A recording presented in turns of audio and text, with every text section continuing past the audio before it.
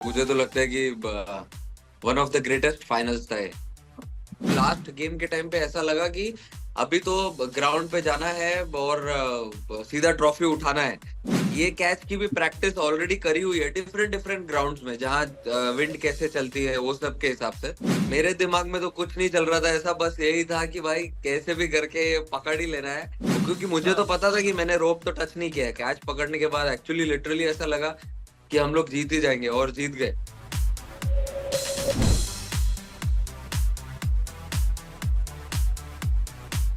अभी कैसा है कि हमारे जो फील्डिंग कोच है दिलीप सर, उन्होंने बोला है कि सूर्या, विराट, अक्षर पटेल, रविंद्र जडेजा, इन लोग कभी भी अच्छे हॉटस्पॉट्स में फील्डिंग करने चाहिए ग्राउंड के।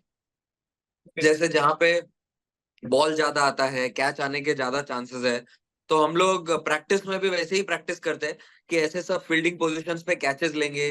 तो ये जो कल का भी कैच था, ये कैच की भी प्रैक्टिस ऑलरेडी करी हुई है डिफरेंट डिफरेंट ग्राउंड्स में, जहाँ विंड कैसे चलती है वो सब के हिसाब से।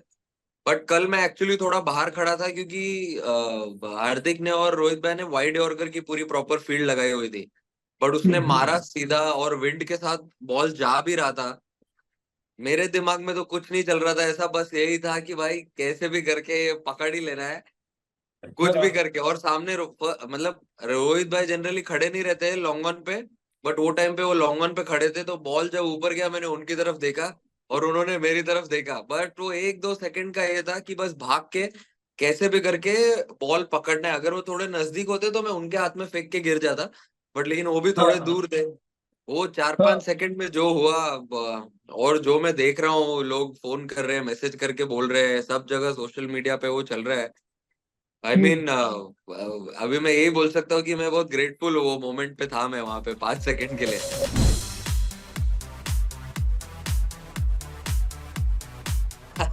गार्डन वाली बात उन्होंने मुझे लगता है कि टेस्ट क्रिकेट के लिए बचा के रखी है। हाँ, बट अभी रिसेंटली जितने भी हर्डल हुए उनमें उन्होंने एकदम सिंपल रखा है। बस यही बोला है कि देखो, मैं अकेला ये पहाड़ नहीं चढ़ सकता हूँ। अगर मुझे वहां पे पहुंचना है तो हर हर किसी का ऑक्सीजन लगेगा यहाँ पे। सब लोग का जरूरत है, एक एक स्टेप सबको लेना पड़ेगा। और इवन फाइनल के मैच के दिन भी जो जो हर्डल हुआ था, उस फाइनल फाइनल वाले दिन के हर्डल भी उन्होंने यही बोला कि जो भी है, पैर में, दिमाग में, दिल में, कहीं भी जो भी है, सब कुछ इधर ग्राउंड पे दे दो। रात में नो रिग्रेट रखेंगे बिल्कुल भी, बट जो भी है पूरा पूरा का पूरा झोंक दो अपने आप को इधर।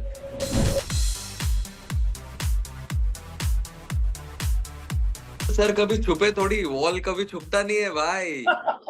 वॉल को कभी कोई छुपा नहीं सकता है, और इंदिरा हाँ। नगर के वॉल को तो कभी नहीं छुपा सकते। I know. अरे हाँ, वो एक्चुअली, जैसे उनका नाम सही ही पाड़ा है लोगों ने, द वॉल। उन्होंने एक वॉल बना के रखा था। बाहर से लोगों के एक्सपेक्टेशंस का जो मतलब प्रेशर ही बोल सकते हैं, और इस तरफ प्लेयर्स को वो कंफर्ट प्रोवाइड करना।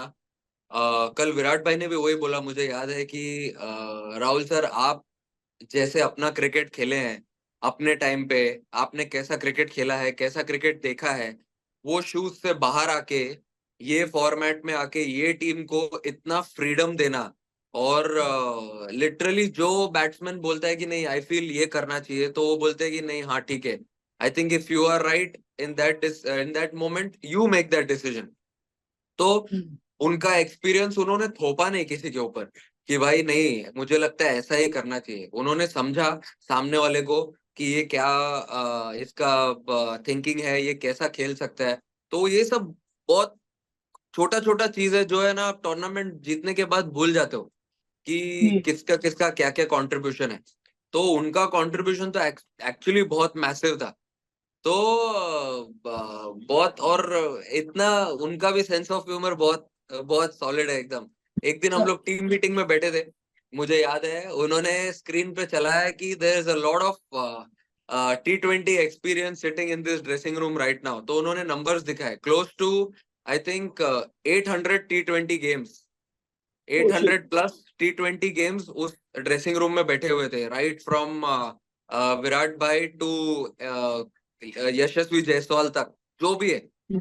और फिर उन्होंने स्क्रीन पे एक चीज चलाई, सपोर्ट स्टाफ, और ब्रैकेट में लिखा 1 T20 and that is played by Rahul sir. Rahul Dravid.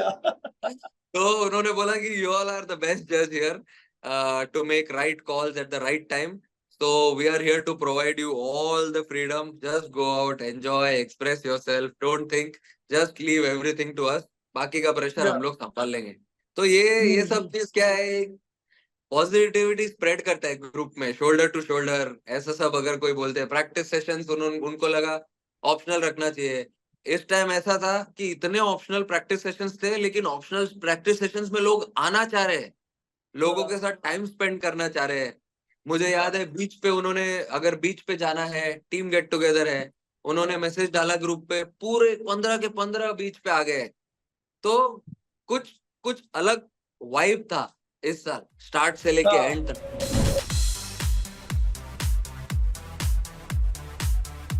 उनसे तो मैंने सीखा है कि एक ही चीज, कि खुद को कैसे ग्राउंड पे पावर हाउस ऑफ एनर्जी जैसा कैसे कैरी करना है, इररिस्पेक्टिव ऑफ योर परफॉर्मेंस।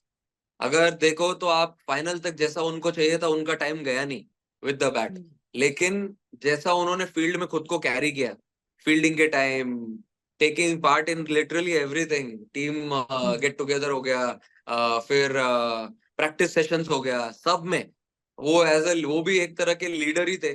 और वो एक चीज मैंने सीखा है। और मुझे जब मैंने इंडिया के लिए डेब्यू किया था, और 2022 में जब मैं उनके साथ मैंने सबसे ज्यादा बैटिंग की बायलैटरल में और वर्ल्ड कप में, तब मुझे एक चीज समझ में आ गया, अगर अगर विराट कोहली के साथ बैटिंग करना है तो इनके फिटनेस को मैच करना ही पड़ेगा, कैसे भी करके, बराबर। क्योंकि गैप में लेके 2 रन भागना, हमेशा आपको बाउंड्री और सिक्सेस नहीं मिलते।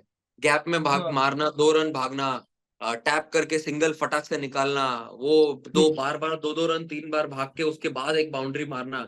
तो ये सब चीज जो है, ये मैंने उनसे सीखी है, उनको देख के।